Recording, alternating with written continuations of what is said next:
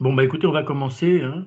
Euh, le thème de la séance d'aujourd'hui est donc l'United States Navy dans la Grande Guerre, mission, capacité, expérience. On est dans la ligne de l'étude de la démarche capacitaire, qui est le thème retenu pour cette année, qui a été brillamment développé lors de notre dernière séance par l'amiral Christophe Prazu. Je rappellerai rapidement en première remarque, si vous voulez, les paradoxes de la Grande Guerre sur mer, qui sont au nombre de trois, qui ne concernent d'ailleurs pas pour le premier de ces paradoxes et pour le deuxième que la guerre sur mer. Le premier des paradoxes, c'est que on vise, je veux dire, les états-majors, et c'est vrai pour la marine et pour l'armée de terre, on vise partout, tous les belligérants partent pour une guerre courte et aboutissent rapidement à une guerre longue. Premier des paradoxes. Deuxième paradoxe, sur terre comme sur mer, on se prépare à un engagement décisif et à une guerre définitive, hein, par ce que les Allemands appellent l'Entscheidungsschlacht, comment dirais-je, l'engagement définitif, celui qui doit régler la guerre.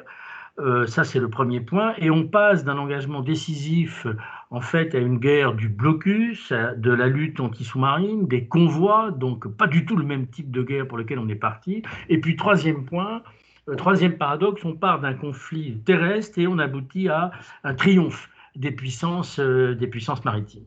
Alors, c'est une guerre longue, c'est une guerre difficile, c'est une guerre de protection des routes maritimes, hein. Et la mer, ça prend du temps, c'est long, c'est difficile, c'est dangereux, mais ça peut être aussi ennuyeux.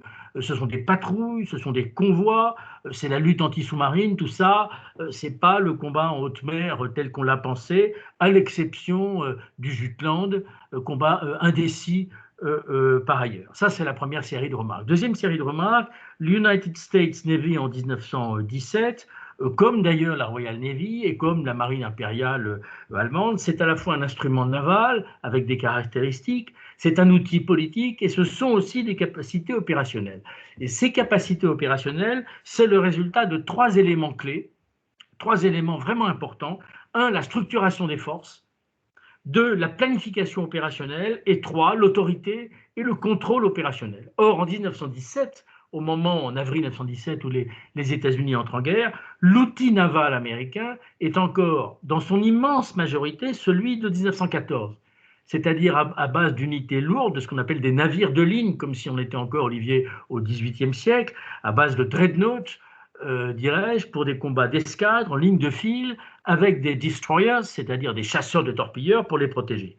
Et cet outil naval, il est en quelque sorte consacré par une loi, un décret extrêmement important du président, que le président Wilson porte lui-même, qui est le Naval Act de 1916. Cet outil naval, il est d'autre part entre les mains du politique. Il y a un statut particulier de la marine aux États-Unis, avec cet intérêt particulier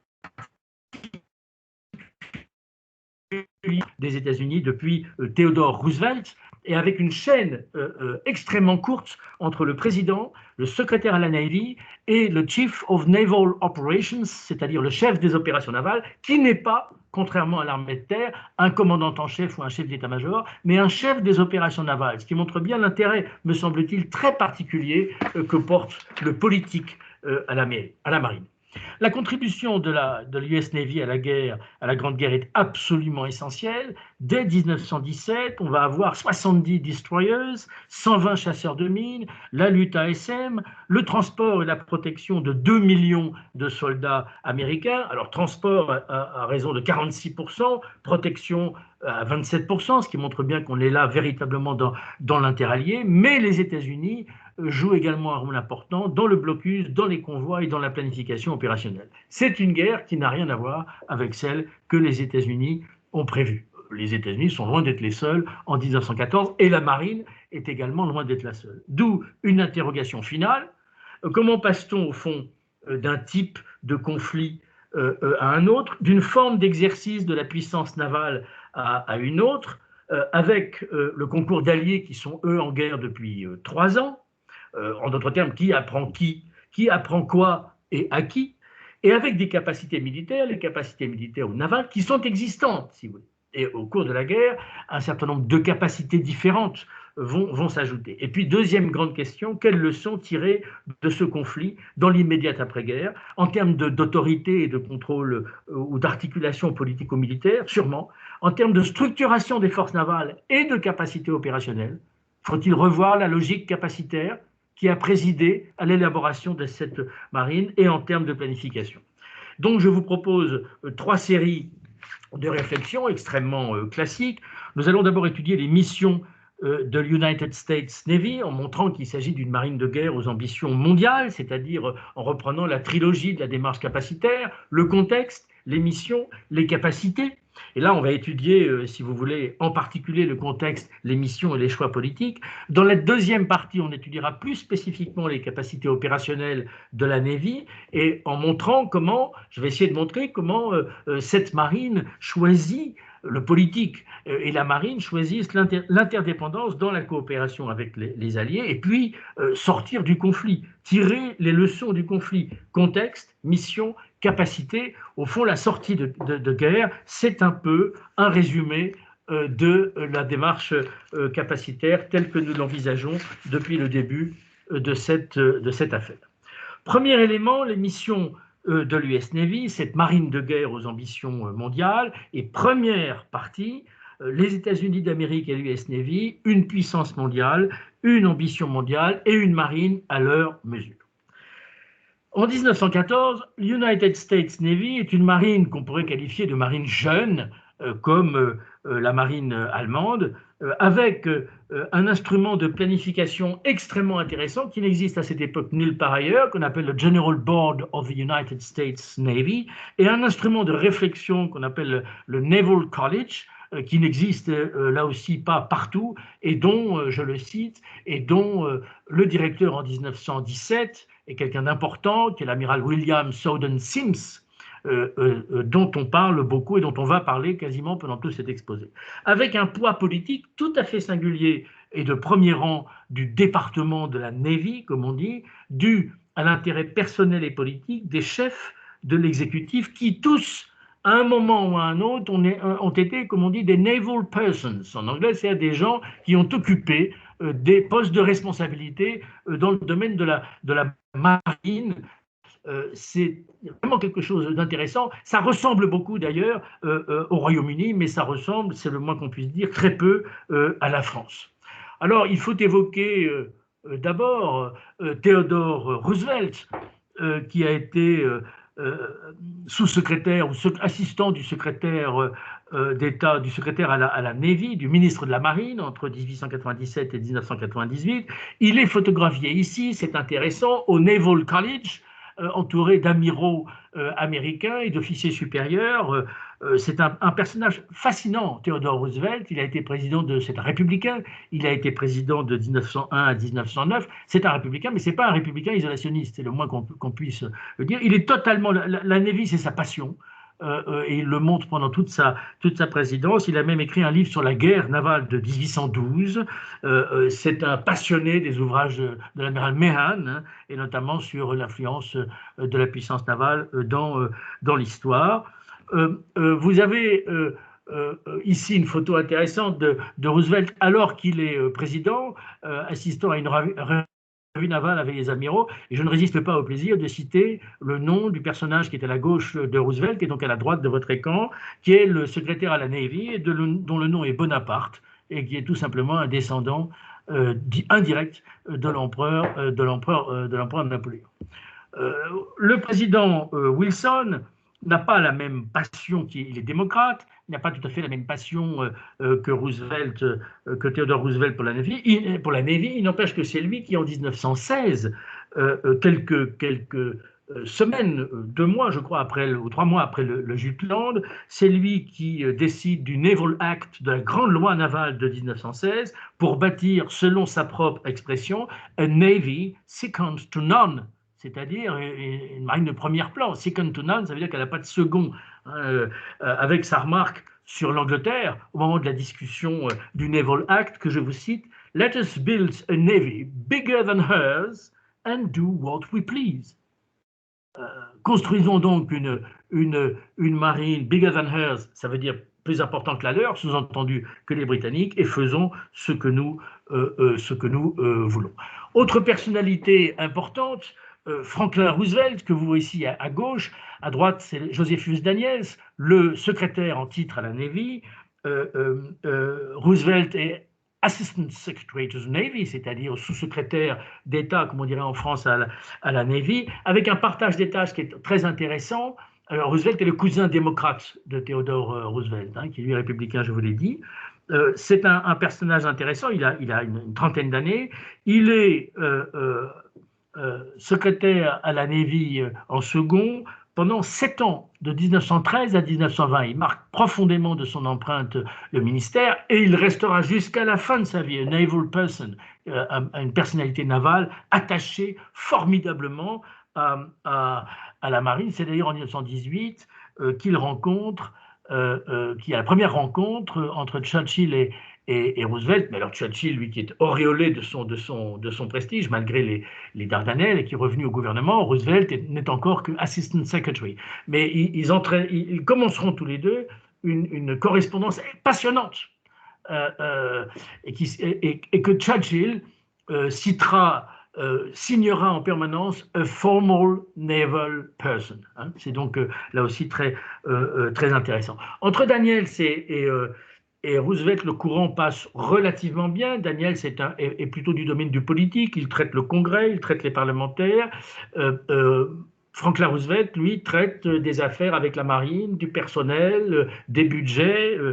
Extrêmement, les choses sont assez bien réparties. Ça, je vous montre cet endroit parce que c'est le ministère de la Marine à Washington. Comment dirais-je, l'ampleur et la qualité de la construction sont révélatrices de la puissance et de l'importance de la Navy au sein du gouvernement et au sein des autorités militaires. Je rappelle que en 1917, quand les États-Unis rentrent en guerre, la seule armée dont ils disposent, c'est la marine. L'US Army, c'est une centaine de milliers d'hommes, plus habitués à combattre les Mexicains et les Indiens que le 9e régiment de la garde prussienne. Et donc on a là, me semble-t-il, quelque chose d'intéressant. Et puis c'est une pléiade d'officiers généraux d'excellente qualité. Vous avez ici l'amiral Benson, Chief of Naval Operations. Vous avez évidemment ici cette personnalité exceptionnelle qu'est l'amiral William Sowden Sims, qui a à la fois commandé à la mer plusieurs fois. C'est un canonnier. Vous savez qu'à l'époque, les canonniers sont l'élite des officiers de la Navy, pas seulement d'ailleurs dans l'US Navy. C'est même un très très bon spécialiste. On en reparlera des tourelles et de la disposition de l'artillerie à bord des bâtiments cuirassés. C'est une personnalité en même temps qui n'hésite pas à s'engager, à prendre des positions fortement. Tous ces gens ne s'entendent pas forcément, sauf quand il s'agit évidemment comment dirais-je, de l'unité d'action politique et militaire. Cette marine, j'en viens maintenant à ma deuxième partie, la doctrine et l'organisation. Cette marine, elle a des missions. Et ces missions lui sont confiées par le politique en fonction du contexte stratégique. Et pour cela, le politique, c'est-à-dire le gouvernement, le président des États-Unis et le secrétaire à la Navy, disposent d'un organisme dont je ne connais pas beaucoup d'équivalents à la même époque, qui est le General Board of the Navy, qui dure de 1900 à 1950, hein, qui est à peu près un conseil supérieur de la marine, mais avec des pouvoirs beaucoup plus étendus que notre conseil supérieur de la marine. C'est un véritable conseil naval du ministre, à la fois en termes de contexte, en termes de mission et en termes de capacité. Il s'intéresse à la stratégie, aux opérations, au renseignement, à la planification. C'est vraiment une institution tout à fait singulière qui dispose d'ailleurs des moyens d'une pléiade d'officiers, alors que le Chief of Naval Operations, pendant très longtemps, n'a même pas eu d'état-major. Donc on voit bien où est la répartition là de la balance relative des forces en matière stratégique, de stratégie navale. l'inspiration générale est, on pourrait dire, très méhanienne, c'est-à-dire une marine de puissance, une montée en puissance depuis les années 1890. Pour vous donner un exemple de cette marine américaine, elle est en 1890 à la 12e place. En 1914, elle est à la 3e. La marine française, dans le même temps, passe de la 2e à la 4e ou à la 5e place. Elle ne peut guère, la marine américaine, que se comparer qu'à la Kriegsmarine au même moment. Et il y a pour cette marine un véritable soutien politique, un soutien parlementaire, un soutien politique, je vais vous les montrer au plus haut niveau, mais aussi un soutien du Congrès. Je vais vous donner un exemple. J'ai regardé les commandes qui ont été faites par le ministère de la Marine et les crédits qui ont été effectivement votés. C'est toujours intéressant de comparer les uns et les autres, surtout dans un pays, aux États-Unis, où beaucoup plus qu'on ne pourrait penser, le Congrès discute fermement, et le Sénat aussi, fermement des crédits budgétaires et des crédits de la Marine. Entre 1903 et 1906, pour 8 cuirassés qui ont été inscrits au budget par le ministère de la Marine, 5 sont votés par le Congrès. Entre 1906 et 1913, la Marine en inscrit 18, le Congrès en vote 14. Pour les destroyers, c'est exactement la même chose. Le rapport passe de 16 à 5 entre 1903 et 1906, à 58 à 48 entre 1906 et 1913. Donc on a là véritablement un soutien parlementaire. Et puis on a une planification opérationnelle extrêmement intéressante qui analyse très finement le contexte, avec 2 plans. Le War Plan Orange, tourné contre le Japon dès 1906.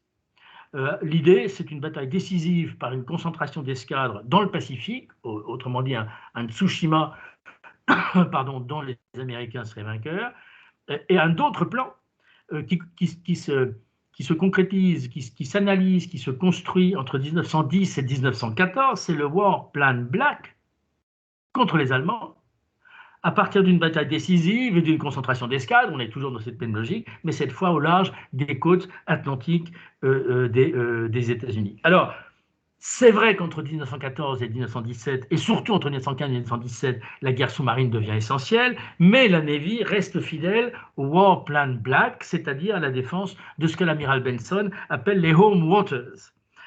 Et pour le General Board, comme pour l'amiral Benson, la Navy devra avant tout peser sur l'après-guerre avec une flotte puissante. Cette flotte puissante, c'est celle que lui donne le Naval Act de 1916. L'essentiel dans ce texte, c'est le navire de ligne, 10 dreadnoughts, dont 4 à construire dès 1917, 50 destroyers, dont 20 à construire dès 1917. Il est signé par Wilson le 29 août 1916. Je rappelle que la bataille du Jutland a lieu du 31 mai au 1er juin 1916 et que cette seule bataille d'escadre n'aboutit pas à un résultat véritablement décisif.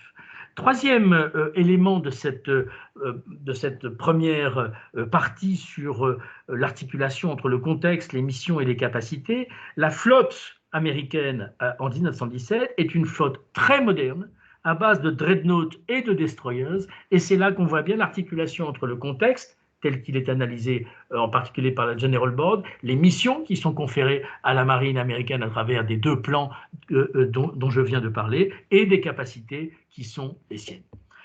À partir de 1906, vous le savez, c'est la course aux armements navals. Alors il y a une course aux armements navals qui est très connue, qui est celle qui oppose la Royal Navy à la marine impériale allemande. Ce qui est moins connu, c'est la course aux armements navals qui met en lice l'US Navy et la marine allemande. Or, les années 1890-1900, ce sont des années où se développent très fortement les ambitions mondiales, c'est-à-dire maritimes, de ces 2 pays. Au fond, le Royaume-Uni et la France sont déjà des puissances mondiales et maritimes. Pour les États-Unis, c'est quelque chose de nouveau. Et au fond, Theodore Roosevelt et Guillaume II, à peu près au même moment, à la fin du XIXe siècle, au début du XXe siècle, développent cette ambition mondiale à travers l'instrument naval. C'est si vrai que le propre frère de Guillaume II, le prince Henri de Prusse, qui est lui un véritable amiral, hein, pas comme Guillaume II se promenant sur le yacht Hohenzollern, le prince Henri de Prusse vient en visite et passe plusieurs longues journées avec Theodore Roosevelt. Hein. Ce sont des gens, si je puis me permettre, qui se comprennent. Le General Board, lui, prépare son plan contre l'Allemagne dès 1903. Donc on est vraiment là dans une position extraordinaire. De quels instruments disposent à cette époque les États-Unis? Vous avez ici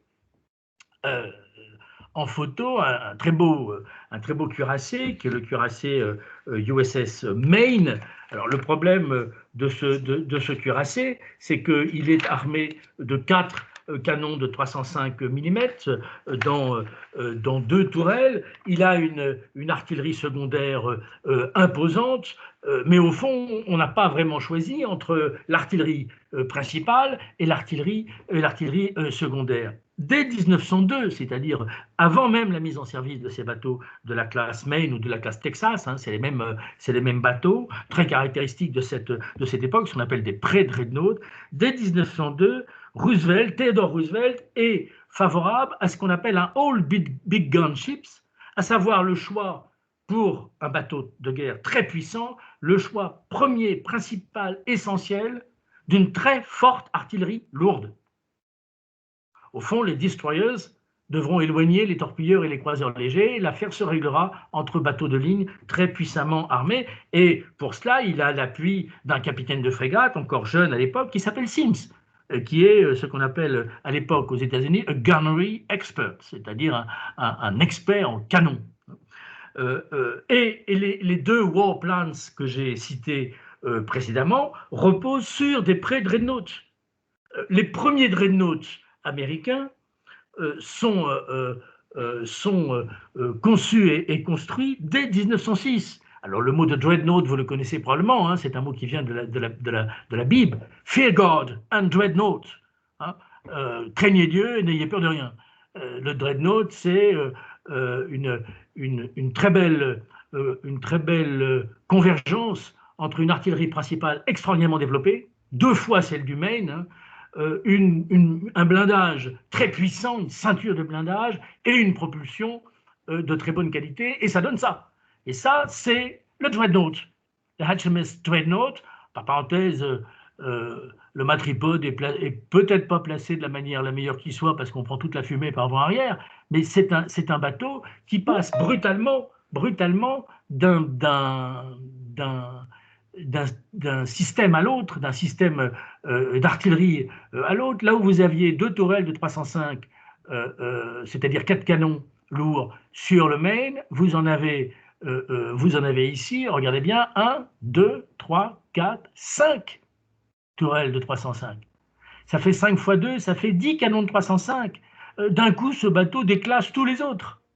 C'est véritablement extrêmement intéressant. C'est d'ailleurs lui qui déclenche à bien des égards la course aux armements navals. Eh bien, dès 1906, c'est-à-dire l'année même où les Britanniques mettent en service le Dreadnought, hein, il est lancé en février 1906 et il est en service en décembre 1906. Hein, donc c'est un bateau intéressant.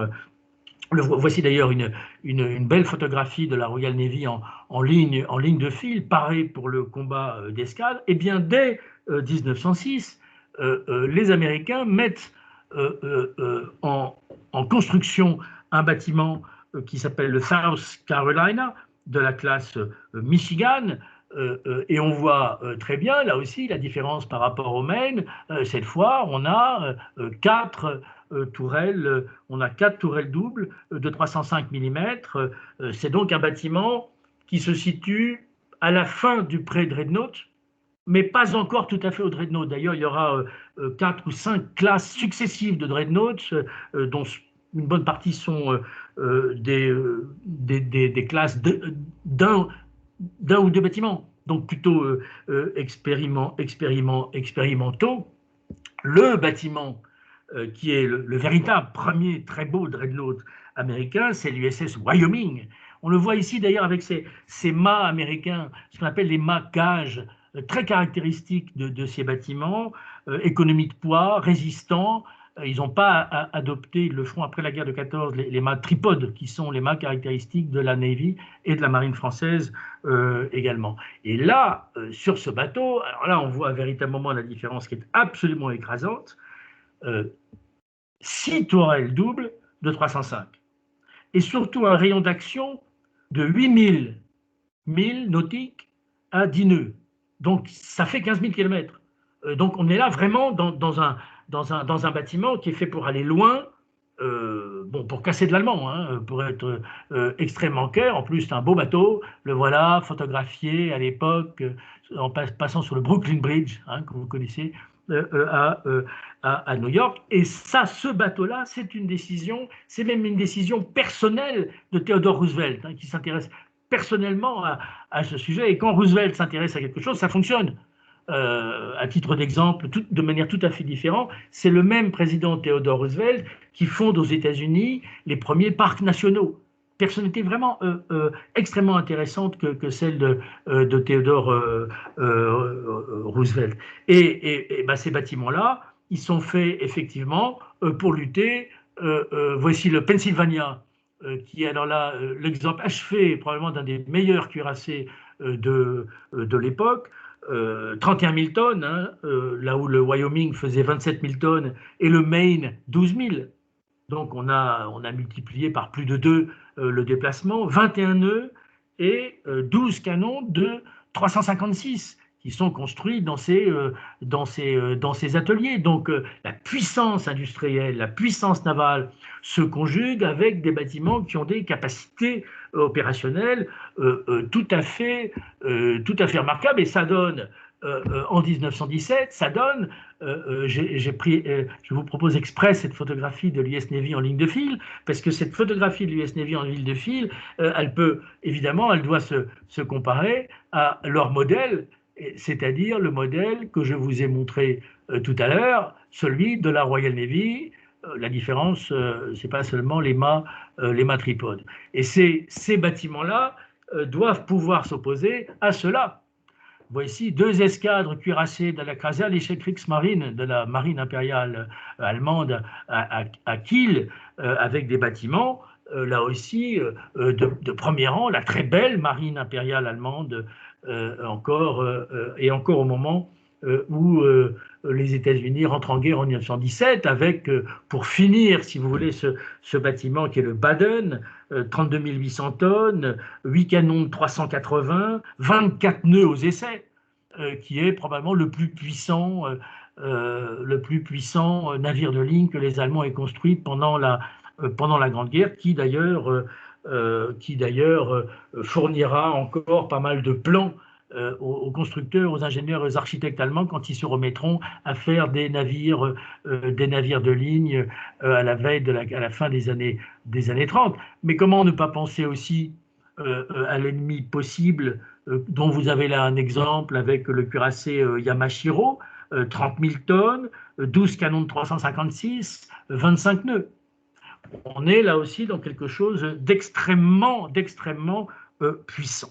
Pour les protéger, le rayon d'action du Pennsylvania est de près de 10 000 nautiques, hein, à 10 nœuds, donc c'est à 12 nœuds. C'est donc intéressant.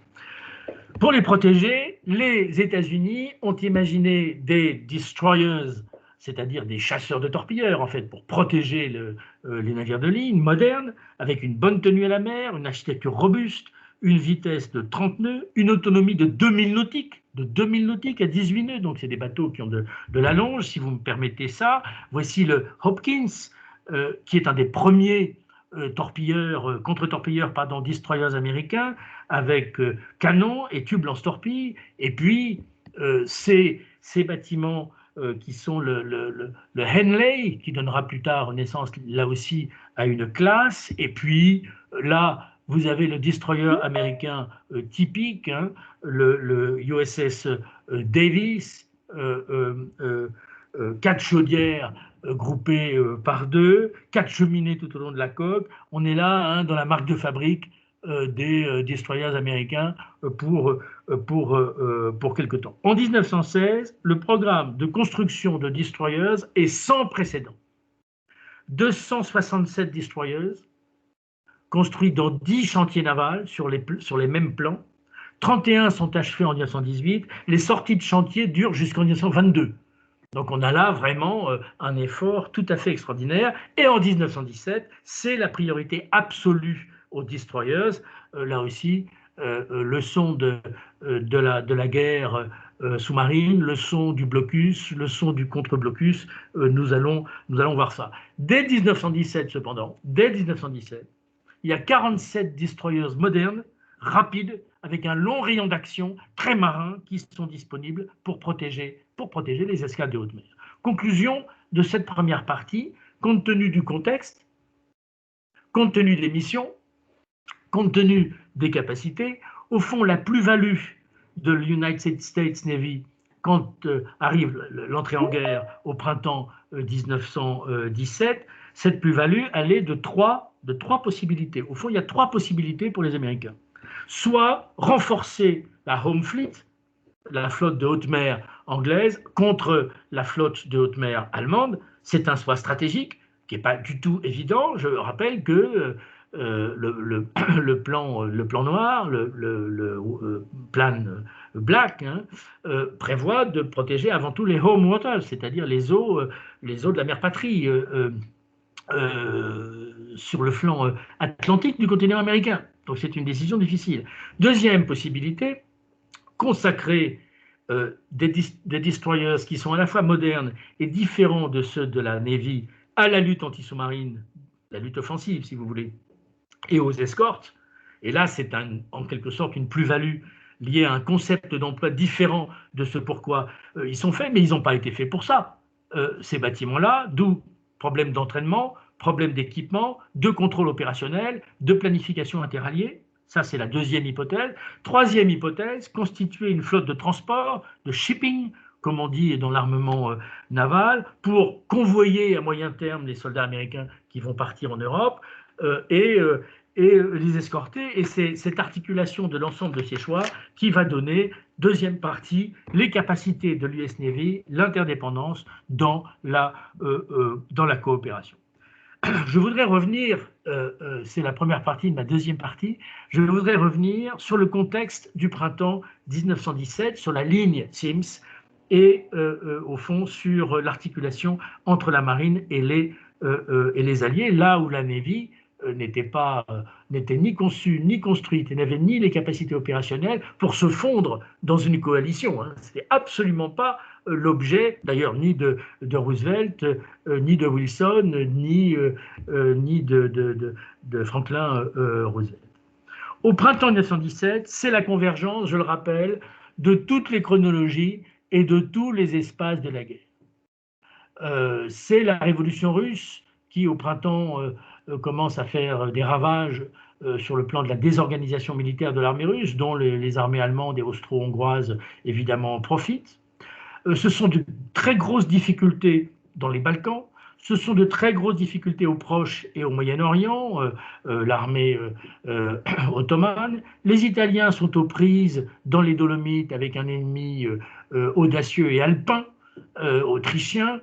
Et puis en France, c'est l'échec des offensives du chemin des Dames, et ce sont les mutineries de l'armée française. Et puis surtout, depuis février 1917, c'est la guerre sous-marine à outrance. Et par conséquent, le printemps 1917 est le pire moment de la guerre. L'amiral Jellicoe, qui était le commandant de l'armée navale anglaise au Jutland et qui devient après First Sea Lord, premier lord de l'amirauté, premier lord de la mer, pardon, lorsqu'il reçoit l'amiral Sims, lui dit « Nous sommes en train de perdre la guerre sur mer ». Donc il y a là une correspondance et une coïncidence des chronologies que nous devons évidemment restituer, que nous en parlons à nos étudiants ou à nos élèves, et qui tient à l'interaction des fronts. Un peu comme au printemps 1918, ce que nous verrons plus tard. L'amiral Sims est donc envoyé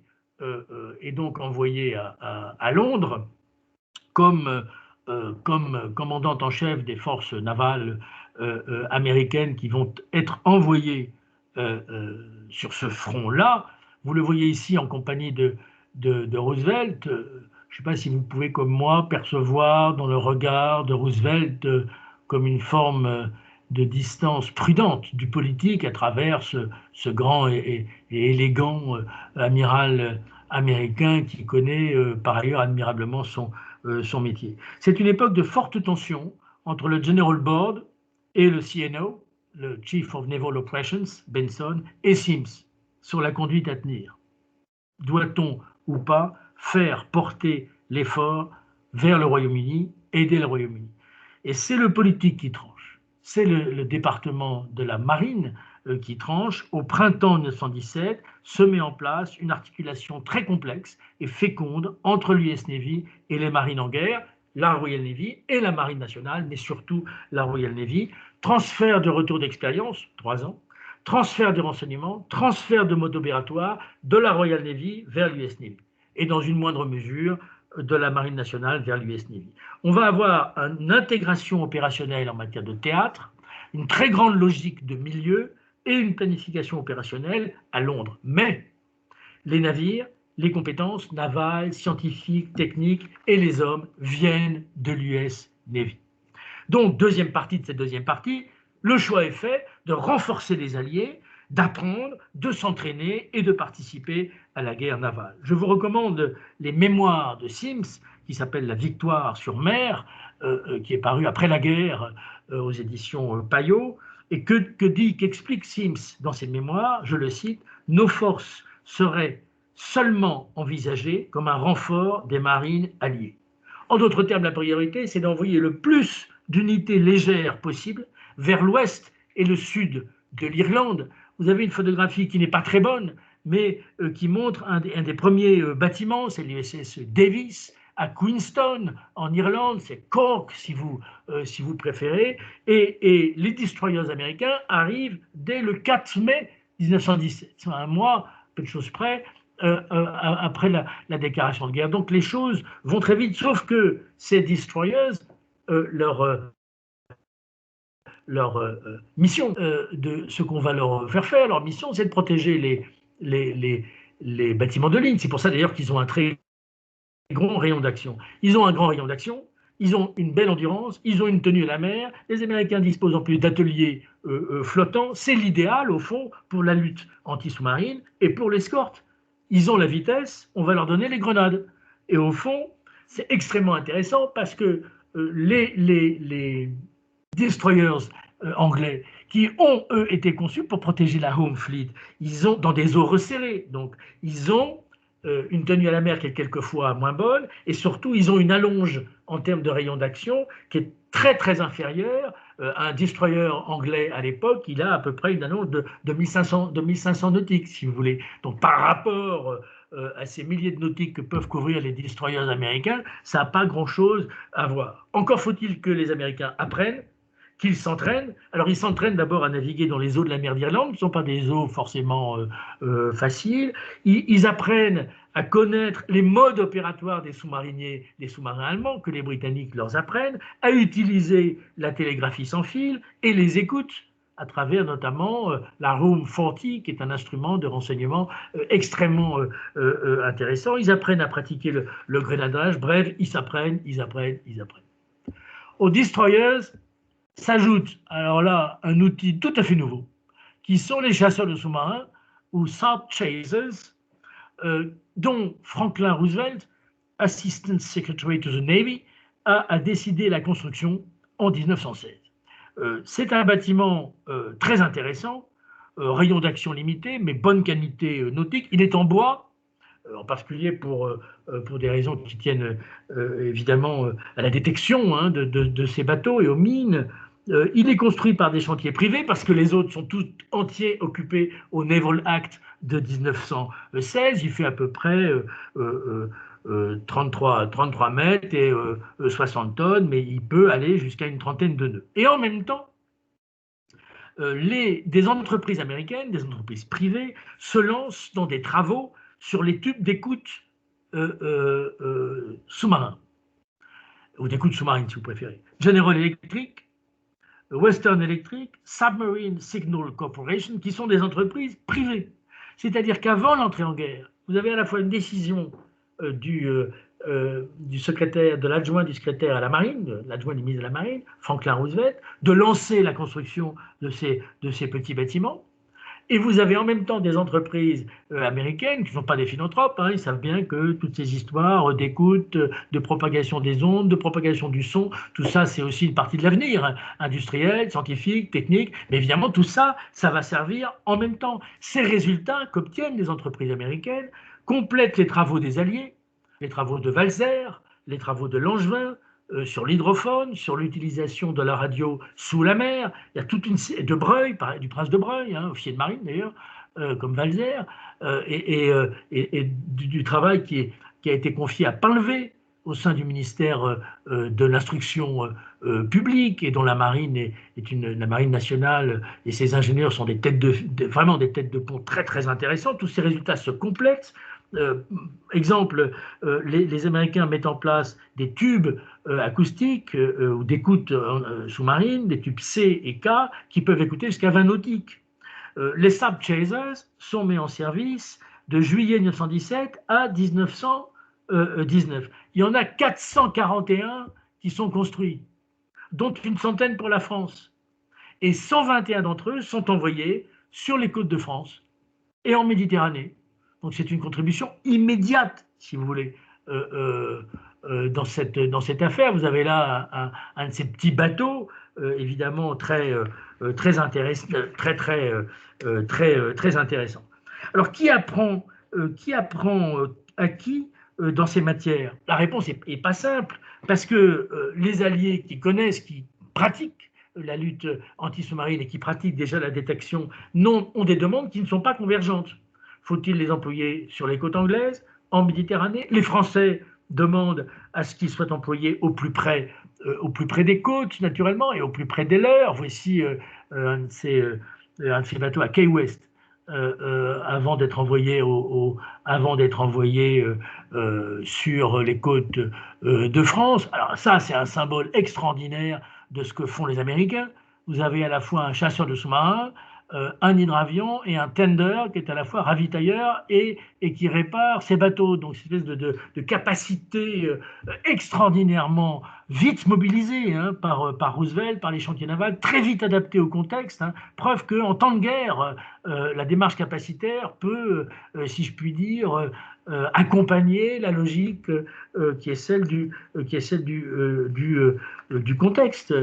Ces bâtiments, d'ailleurs, ça, c'est un exemple qui est. La photo n'est pas bonne, mais elle me semble intéressante, parce que c'est un Sub Chaser qui est armé par la marine française, qui se retrouve sur les côtes de Bretagne ou de Normandie. C'est l'époque d'ailleurs où les Français mettent en place une direction générale de la guerre sous-marine. Vous voyez qu'elle est extrêmement compliquée, qu'elle court du nord jusqu'à la baie d'Assoa, et que au fond on a là à la fois du dirigeable, du chasseur de sous-marins, de l'avion, des écoutes, des postes à terre, des postes de TSF, enfin tout ça est une organisation extrêmement intéressante dans laquelle les Américains prennent toute leur part, mais dans laquelle souvent des amiraux français, je pense à l'amiral Moreau ou à l'amiral Schwerer, ce sont assez souvent les Américains, même s'ils sont très très très présents, hein, comme en Bretagne en particulier, ou les Britanniques dans le Nord, les alliés britanniques et américains laissent aux amiraux français et aux préfets maritimes le commandement, l'expérience. Bref, les choses se passent avec beaucoup de respect, hein, entre alliés. C'est intéressant à signaler, c'est le moins qu'on puisse dire. Troisième et dernière partie de cette deuxième partie, le blocus, les convois et les transports.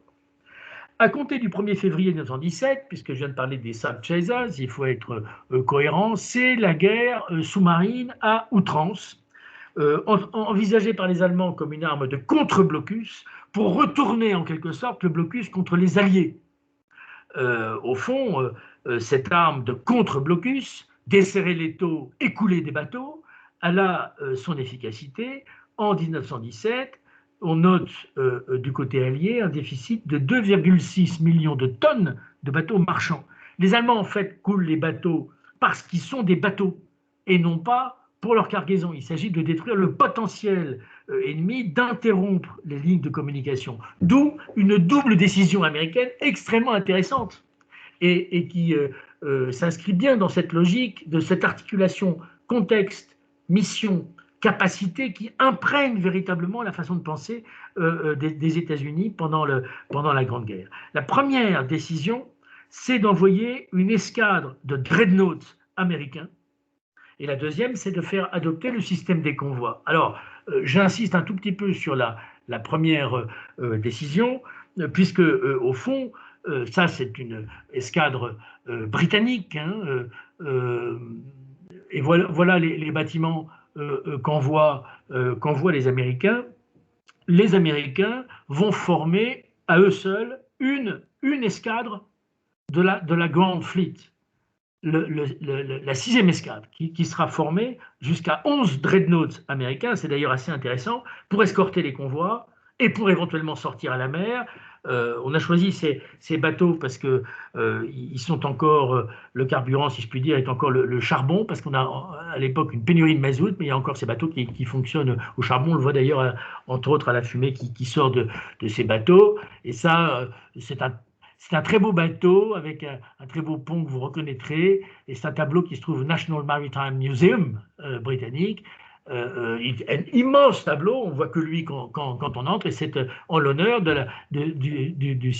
la sixième escadre cuirassée de la Grand Fleet, et dans laquelle d'ailleurs la Grand Fleet est totalement intégrée. Elle sortira même en avril 1918, elle sortira de ces ports parce qu'une hypothétique sortie à la mer de la flotte allemande a été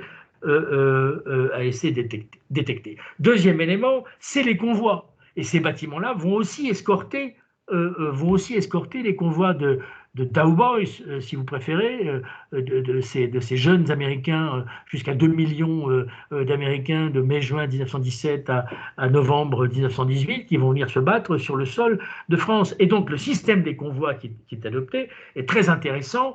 La nécessité d'escorter les convois par les dreadnoughts arrive au moment où les Allemands réalisent au printemps 1918 l'épuisement de la guerre sous-marine.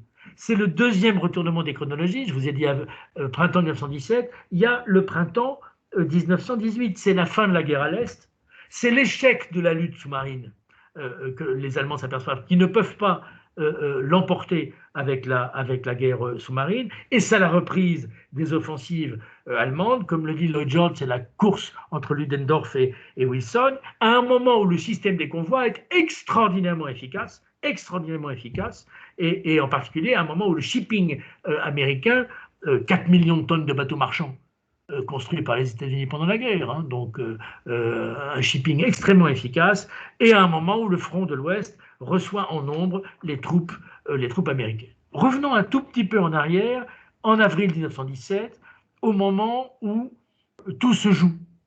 Avril, mai, juin 1917, au moment où il y a une espèce de bascule, comme diraient les militaires, en matière opérationnelle.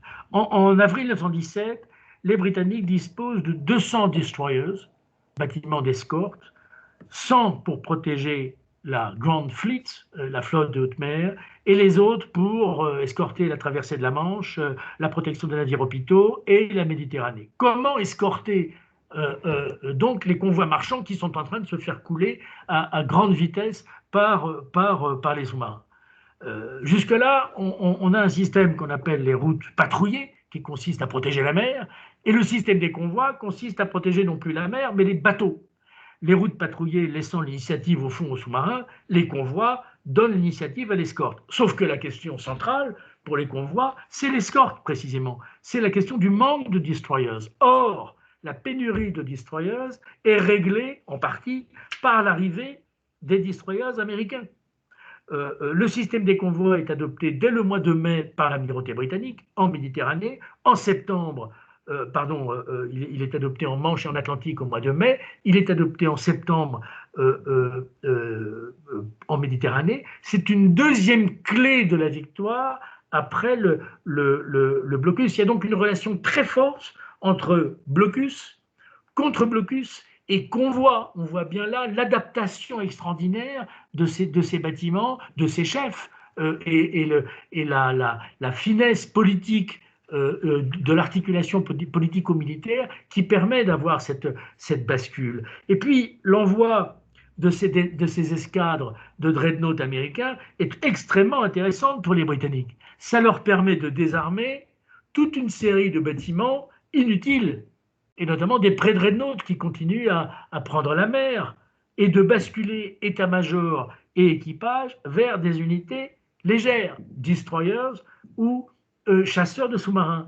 La France, juste un mot, la France qui n'a pas assez de dreadnoughts pour désarmer les vieux dreadnoughts, doit puiser dans les états-majors et dans les équipages des bâtiments de ligne de quoi armer les bâtiments légers.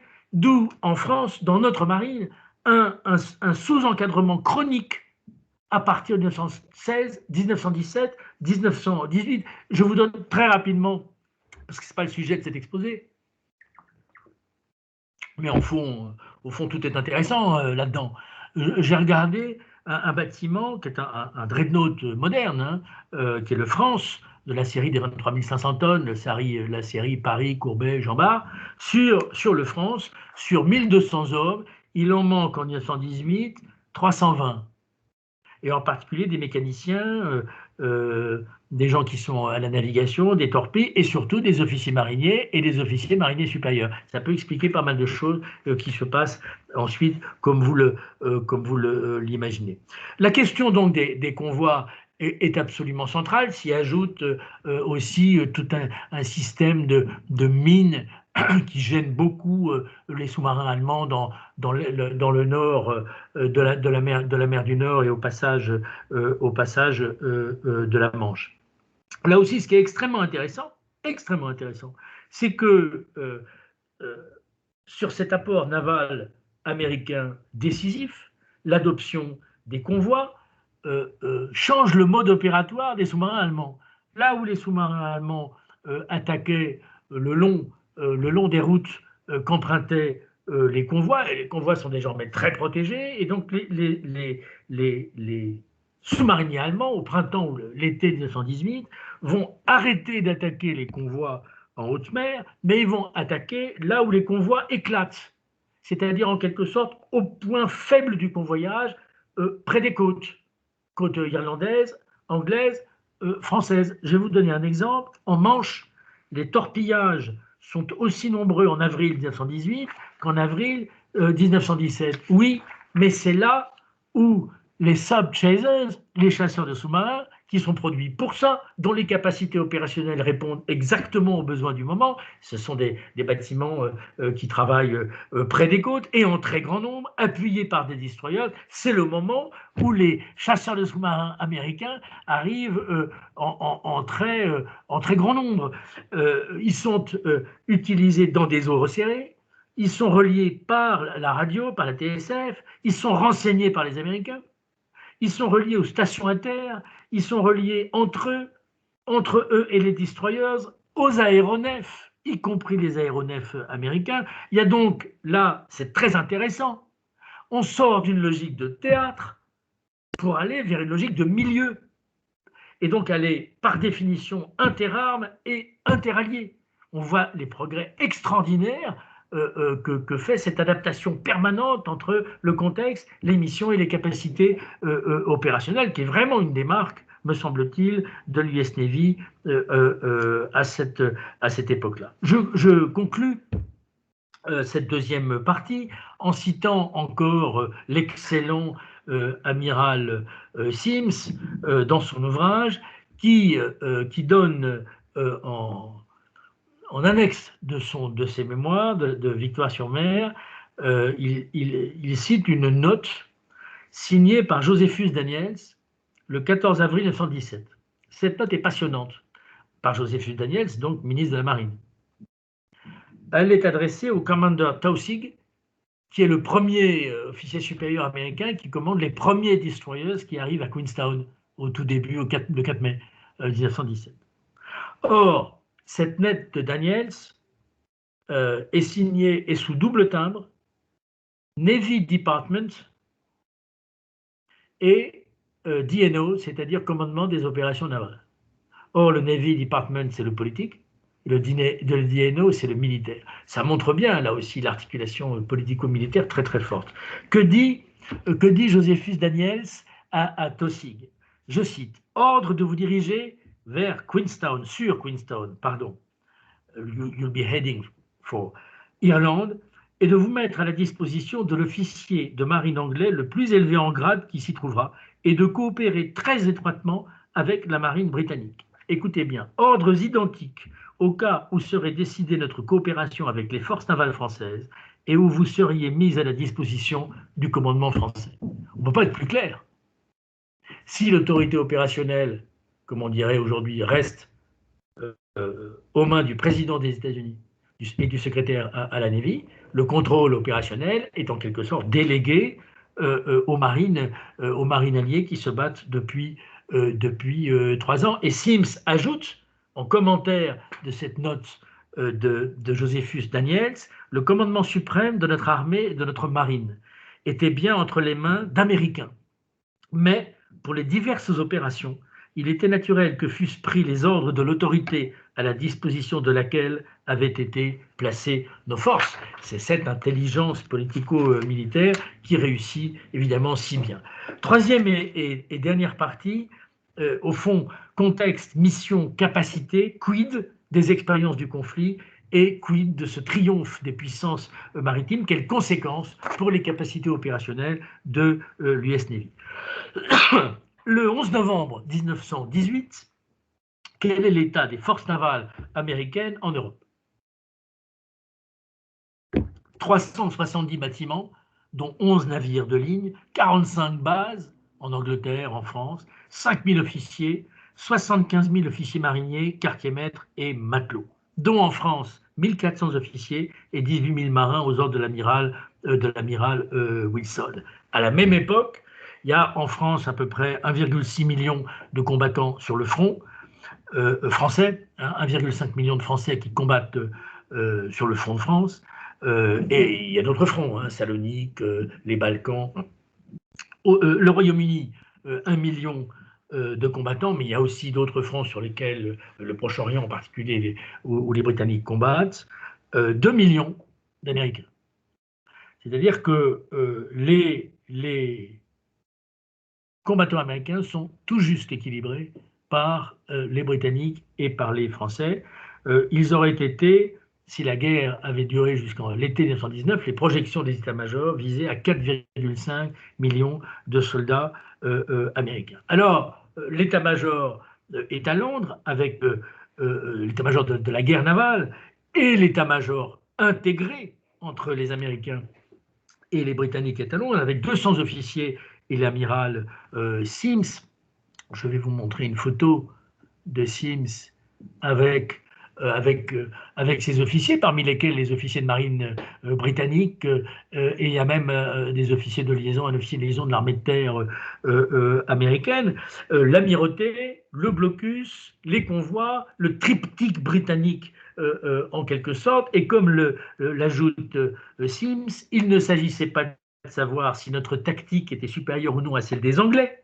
La marine britannique avait trouvé ses propres méthodes de travail, et telles quelles, celle-ci fonctionnait admirablement. Au fond, dès le printemps 1917, la Navy, l'US Navy fait partie des forces alliées, renforce leurs points faibles. Le QG de la guerre navale, il est à Londres. 1 an et demi de travail commun. Les Britanniques font connaître aux Américains l'ensemble de leurs renseignements en leur communiquant leurs méthodes et leurs chiffres en particulier. Et c'est bien de là, parce qu'il y a une analyse du contexte, parce qu'il y a une analyse des moyens et des missions, et parce qu'il y a une analyse capacitaire commune entre les deux marines, c'est bien de là dont date la première relation spéciale. On l'a fait dater généralement de 1941 et de la charte de l'Atlantique et de la rencontre entre Roosevelt et Churchill, à un moment c'est vrai décisif de la guerre, mais vous comprendrez qu'il y a un fondement sérieux à penser que cette relation spéciale, elle est née en fait en matière navale et elle est née dans ces années 1917, 1918 et 1919. L'amirauté britannique élabore l'ensemble des ordres généraux, l'ensemble des plans d'opération. Mais elle le fait avec le concours de ces gens que vous avez là en photo, ces officiers de l'United States Navy qui y participent pleinement.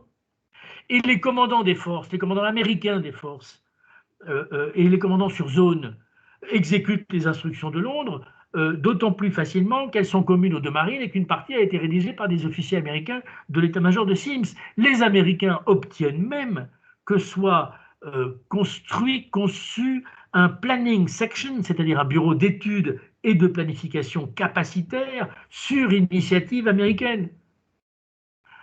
Bref, transmission, code, signaux, manœuvres à la mer, école à feu, ce sont celles de la Royal Navy. Instruction tactique, instruction nautique, exactement pareil. Un contrôle opérationnel britannique, une force navale américaine et britannique intégrée, 1 an et demi d'expérience, y compris sur les côtes de France, d'ailleurs avec la marine nationale. Et on comprend, si vous voulez, mieux cette photo. Vous avez l'amiral Sir David Beatty, qui est à l'époque First Sea Lord, l'amiral Rodman qui commande la 6e escadre de la Grand Fleet, le roi George V, le prince de Galles, Édouard à côté, et l'amiral Sims. C'est une photo qui me semble extrêmement révélatrice. De même, vous avez ici une photo de cette fameuse 6e escadre de la Grande Fleet qui arrive à Brest en décembre 1918. Les 11 destroyers pour saluer l'arrivée du président Wilson. Regardez cette photographie. Elle est tout à fait exceptionnelle. Vous avez là les 3 éléments, les 3 plus fortes capacités opérationnelles des États-Unis. Au premier plan, un chasseur de sous-marins. Au fond, un peu dans la brume brestoise, le Pennsylvania, qui est le plus redoutable des cuirassiers, les dreadnoughts américains de l'époque, et le steamship George Washington, c'est pas vraiment un hasard non plus s'il porte ce nom, qui est un bâtiment de transport de troupes et qui transporte le président des États-Unis. Deuxième remarque, les années de l'immédiate après-guerre, quelle analyse du contexte, quelle analyse des missions et, au fond, quelle analyse capacitaire pour la marine américaine qui sort de la guerre. Le 20 juillet 1917, le Naval Act est révisé. Le General Board, qui joue parfaitement son rôle, qui analyse le contexte, qui analyse les moyens, qui en détermine les capacités, tout ça est extrêmement intégré sans que ces termes que j'utilise volontairement pour analyser une situation historique, hein, vous avez bien compris quelle était l'idée de manœuvre générale, ce sont des termes d'aujourd'hui qu'on utilise, si je puis dire, rétroactivement, et puis soit ça fonctionne pas. Je crois que là, pour le coup, ça fonctionne relativement bien.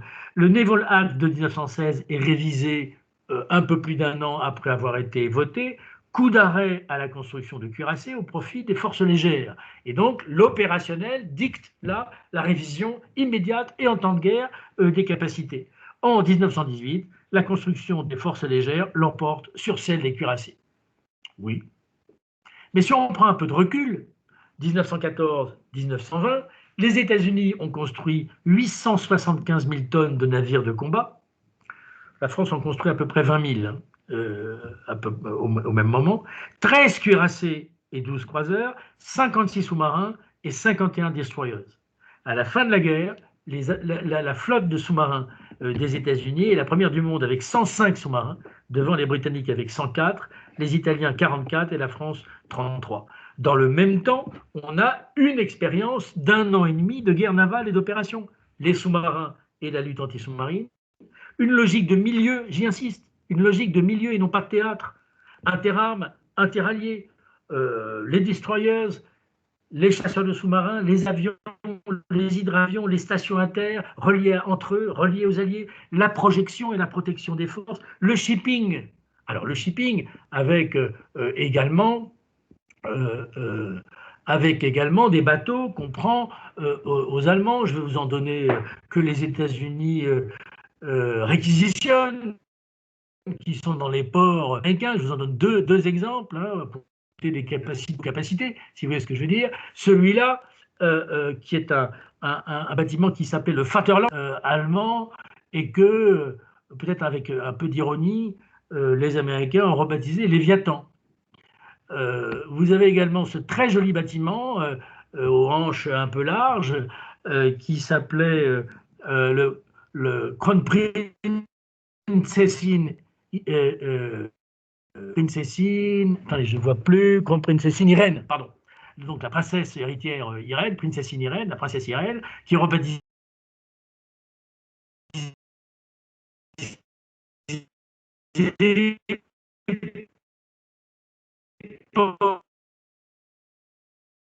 Pocahontas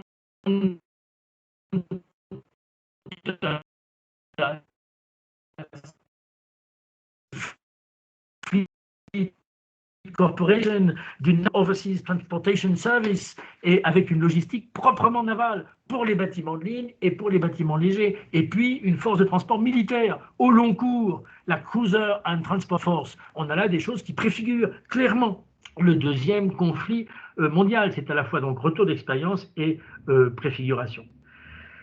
Les bâtiments américains, les bâtiments de ligne que je vous ai montrés, ces belles escadres, hein, comme celle qui arrive à Brest, là, ces bâtiments américains n'ont pas participé à un affrontement naval en haute mer. Pas un seul, entre 1917 et 1918. Pourtant, dès les années 1919-1922, l'établissement naval, c'est-à-dire les amiraux et le General Board, fait pression pour un retour à la doctrine pré-1917. Le battleship, le bâtiment de guerre, le bâtiment de ligne, demeure ce qu'on appelle le capital ship, c'est-à-dire celui qui va structurer les capacités opérationnelles des forces. Et en termes de planification opérationnelle, là aussi c'est très important, il n'y a plus de War Plan Black, puisque la flotte de haute mer s'est sabordée le 21 juin 1919 à Scapa-Flow, soit quelques jours avant le traité de Versailles. Mais on a à la fois le War Plan Orange, parce que les Japonais ont gagné la guerre aux côtés des Américains, mais les Américains, d'une manière générale, voient bien, le gouvernement américain, les services de renseignement, et en particulier la Navy, voient bien l'importance que prend au plan maritime la marine japonaise dans le Pacifique. Donc le War Plan Orange reste d'actualité, et la volonté de devenir au moins l'égal de la Royal Navy. Je vous donne un exemple de ce qu'écrit un extrait du rapport annuel du ministère de la Marine, le Annual Report, en date du 1er décembre 1920. Rien de ce qui s'est passé pendant la Grande Guerre n'a pu changer l'analyse du General Board s'agissant de l'importance vitale du bâtiment de ligne. En même temps, soyons honnêtes, ce rapport reconnaît l'importance du sous-marin et l'importance de l'aviation, mais après la guerre, c'est le retour au programme de 1916. Vous avez là un bâtiment superbe qui franchit un canal bien connu. On voit de même ces bâtiments bien avec une belle assise sur l'eau, des tourelles triples et des beaux maquages. C'est encore plus frappant ici, ces forteresses d'acier qui protègent les États-Unis. En 1918, les États-Unis ont une vingtaine de dreadnoughts, 36 pour la Navy, 7 plus 2 en construction pour les Japonais et 7 pour la France. Et Wilson projette d'en construire 10 autres. Sims, d'ailleurs, s'oppose à cette décision. Et le 7 janvier 1920, il envoie une lettre très raide en disant, au fond, que non seulement la marine n'a pas bien, le gouvernement n'a pas bien préparé la guerre, il l'a pas bien conduite et il en sort très mal. Cette lettre, par parenthèse, est rendue publique alors que c'était une audition par la sous-commission du Sénat pour la marine. Donc il y a une tension très forte au sein de l'établissement naval. Dernier point, la conférence de Washington, où là, on va avoir un contexte très intéressant parce que la vision stratégique, les moyens navals et les capacités, tout ça se trouve en quelque sorte en route de convergence. Le 28 juin 1919, c'est le traité de Versailles. On pense naturellement à toutes les clauses du traité de Versailles. On pense aussi à l'article 231, celui qui fait de Guillaume II le premier criminel de guerre de l'histoire. On pense aux livraisons, on pense aux frontières, on pense à tout ça. Si vous regardez bien le traité, il y a 34 clauses dans ce traité.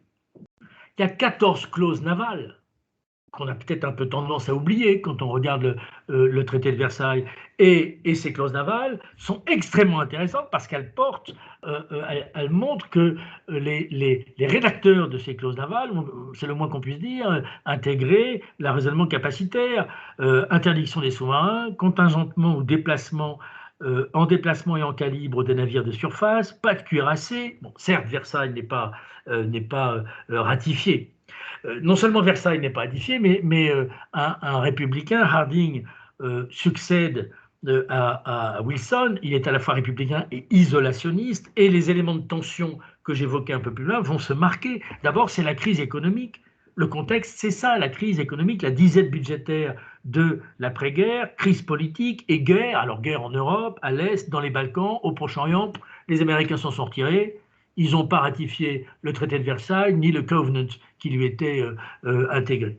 Donc premier point, une crise très forte. Deuxième élément de tension, une tension entre la société collective à la Wilson, l'équilibre des forces, version General Board et amiraux américains, et le désarmement naval, qui est le fait des opinions publiques qui attribue, et pas seulement le monde politique, une partie de l'entrée en guerre de 1914 à la course aux armements navals de la veille de la guerre. Et puis tension au sein de l'établissement naval des amiraux américains, au sein même d'une General Board.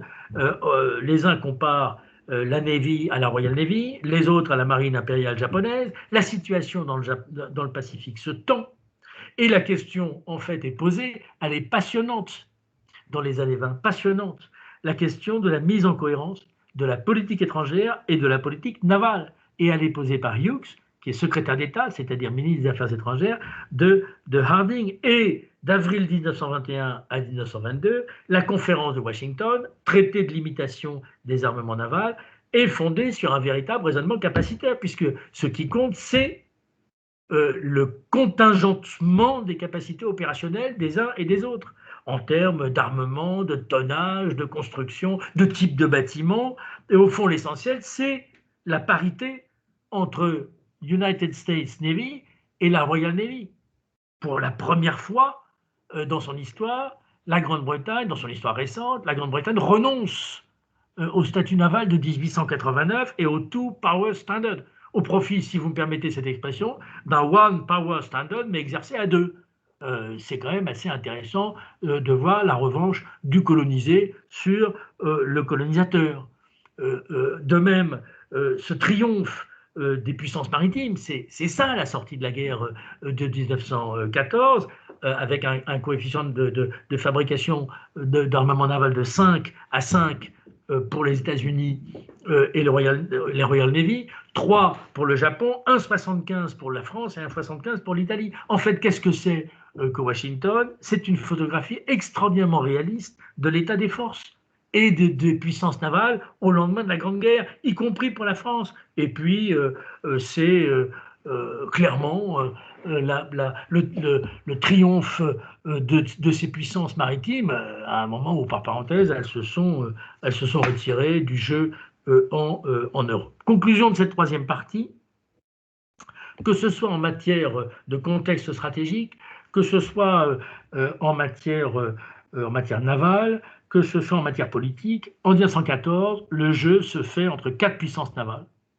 Dans l'ordre de puissance, la Royal Navy, la marine impériale allemande, la marine américaine, US Navy, et la marine impériale japonaise.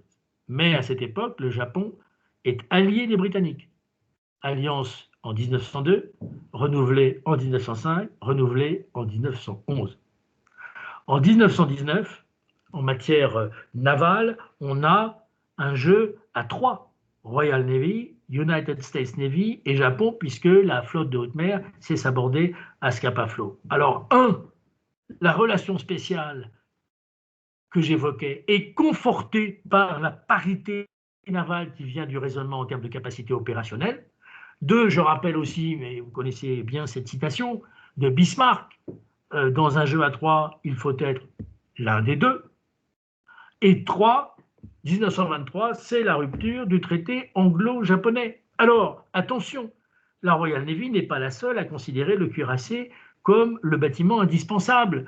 Je vous montre là une photo de la Royal Navy, de la flotte de haute mer britannique en exercice dans les années 20. Je vous montre ici une photo du cuirassé Mutsu en train de commander à la tête d'une très belle ligne de fil de cuirassés. Donc le fait que le cuirassé soit comme ça consacré et considéré comme le bâtiment capital, c'est quelque chose qui est partagé, oui, mais en même temps, les Américains se sont construits une véritable expérience en matière sous-marine, fort utile dans les conflits à venir. En même temps, les Américains se sont construits une forte expérience en matière aéronavale, fort utile dans les conflits à venir. En même temps, les Américains ont su transformer le charbonnier Jupiter en premier porte-avions américain. Regardez cette photo qui est quand même assez intéressante, le moment où se pose l'avion sur l'Anglais, qui est le premier porte-avions américain et le seul jusqu'en 1927. Revoici une très belle photo du Langlais, là aussi dans un paysage, dans un canal que vous connaissez. Le voici une très belle vue du dessus. Le voici à l'ancre. Et puis c'est le choix en 1927 de lancer des porte-avions lourds, le Lexington et le Saratoga. Ces noms, j'imagine, vous disent quelque chose. Alors des cuirassés, oui, mais des sous-marins, des chasseurs de sous-marins, une aéronavale et des porte-avions. Quand même, c'est des porte-avions qui font 37 à 43 000 tonnes. Hein. Le Lexington et le Saratoga, ils étaient construits au départ pour être des croiseurs lourds, armés de 406 mm. Et les Américains les ont transformés après le traité de Washington en porte-avions lourds. Ils ont probablement bien fait. En 1923, le Pacifique est un enjeu et le Japon une menace. En 1923, le pétrole est une arme et le Proche-Orient est un théâtre, y compris des rivalités avec les Américains, au moment où les puissances maritimes se retirent du champ européen. Je voudrais conclure, pour laisser le cas échéant la place à une discussion sur ces éléments, avec deux séries de remarques. Toujours dans cette interrogation qui est la mienne, savoir si ce raisonnement capacitaire convient et s'il permet d'expliquer au fond la place, le rôle et l'évolution de l'United States Navy pendant la guerre. Deux séries donc de questions. Premier point,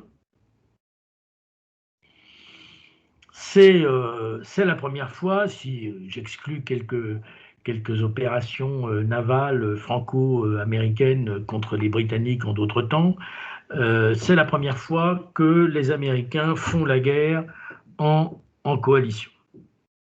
C'est la première fois que l'United States Navy doit compter non seulement sur ses propres capacités opérationnelles, sur son analyse stratégique, sur les missions que lui confère l'autorité politique. C'est la première fois qu'on est dans des relations interalliées. Et c'est la première fois aussi qu'on a des instances de décision interalliées. Est-ce que ça change le mode d'appréciation de situation au plan stratégique, au plan des missions qui sont confiées à la marine américaine, au plan des capacités? La réponse est oui. L'échelon politique est désormais interétatique ou intergouvernemental, c'est les quatre grands et leur gouvernement. Il y a un échelon stratégique et naval.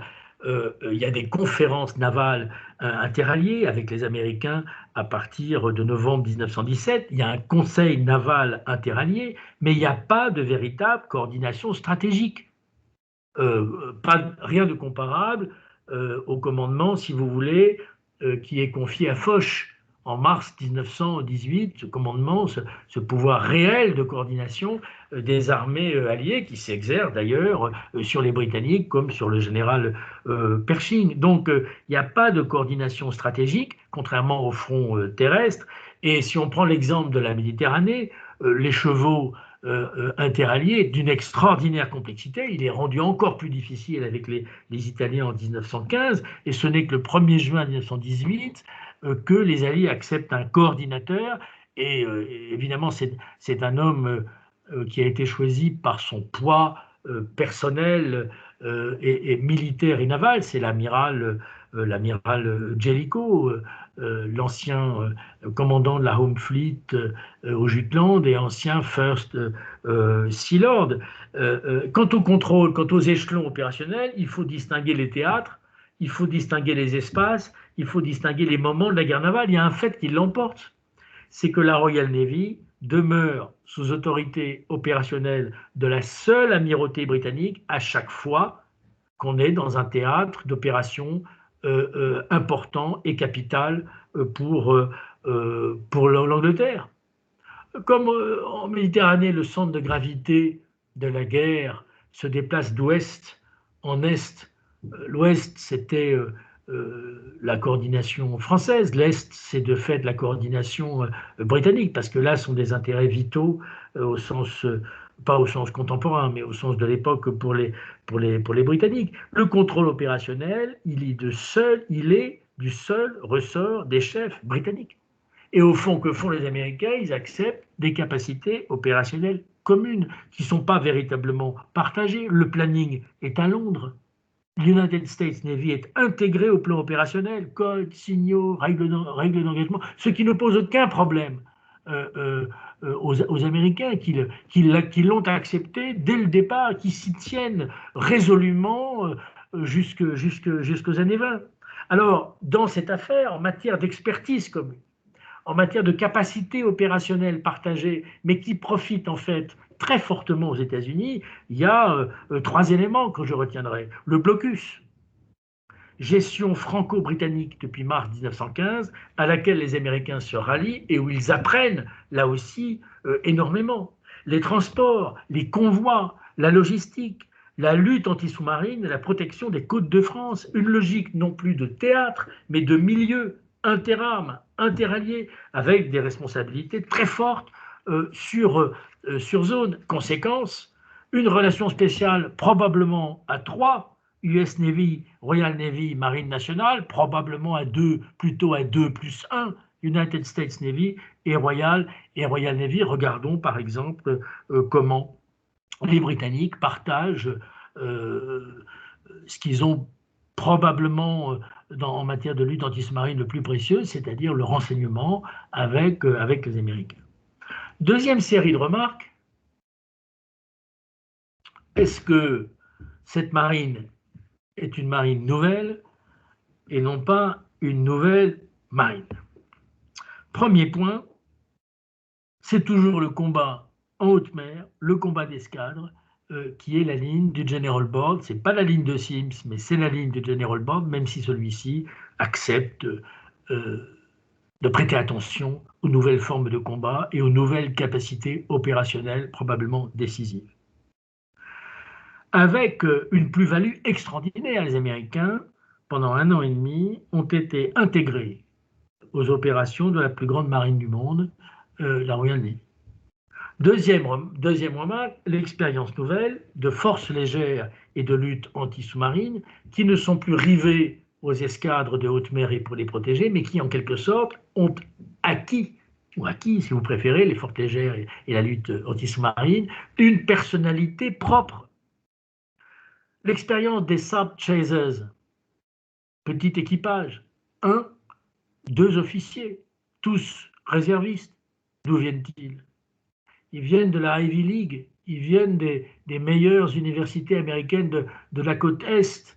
Ils découvrent à la fois la marine, la guerre, la France, plus que l'Angleterre. Ces commandants de Sub Chasers, c'est des Kennedy avant la lettre, hein, si vous voulez, dans tous les domaines, y compris sur le plan de leurs origines sociales, intellectuelles et de l'appropriation qui est la leur de cette guerre. Ça joue évidemment pour beaucoup, et les amiraux américains de la Deuxième Guerre mondiale, je ne parle pas des réservistes, mais cette fois les, les, les, les marins de métier, les marins militaires de métier sont, à quelques rarissimes exceptions près, sont tous passés par le front.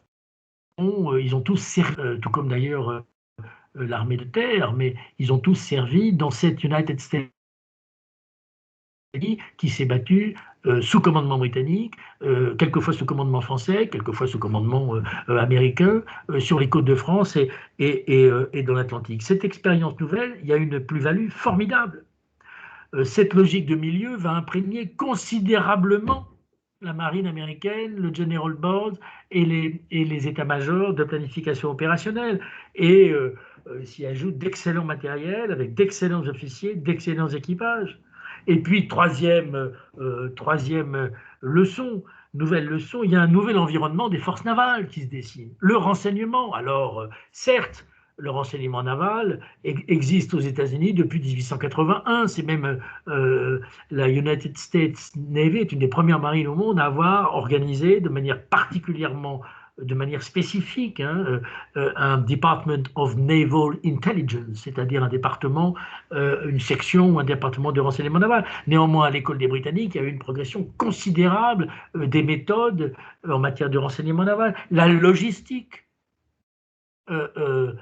qui devient véritablement une spécificité, un point fort des États-Unis et qui est une des conséquences de la Grande Guerre. Et puis, en matière industrielle, les sciences techniques, cette capacité de mobilisation des entreprises privées, des chantiers navals, publics et privés. Alors, certes, en matière de capacité, la structuration des forces demeure assez proche de celle de 1914, avec des forces légères en plus et dans un autre rôle. Mais, même après Washington, le champ reste ouvert, extraordinairement ouvert, aux porte-avions, à l'aéronaval, aux croiseurs et aux sous-marins. J'ajoute que la planification opérationnelle a été véritablement dopée par l'expérience britannique. Une dernière preuve de ce que la Navy a en fait appris très vite, la culture du changement en matière d'organisation et en matière militaire, en matière de policy making, comme on dirait aujourd'hui, de fabrique d'une politique publique et d'articulation politico-militaire, dans les années 20 est créé un Joint Army Navy Board, c'est-à-dire un organisme conjoint, interarmé entre l'armée américaine et la Navy, dédié au war planning, à la fois interarmes, mondial et maritime. Et c'est en 1923 qu'est créé un Joint Chief of Staff Committee, comme en Angleterre. Tout cela montre à quel point le raisonnement capacitaire fonctionne, à mon sens, bien sur la question de l'United States Navy pendant la Grande Guerre. Je vous remercie.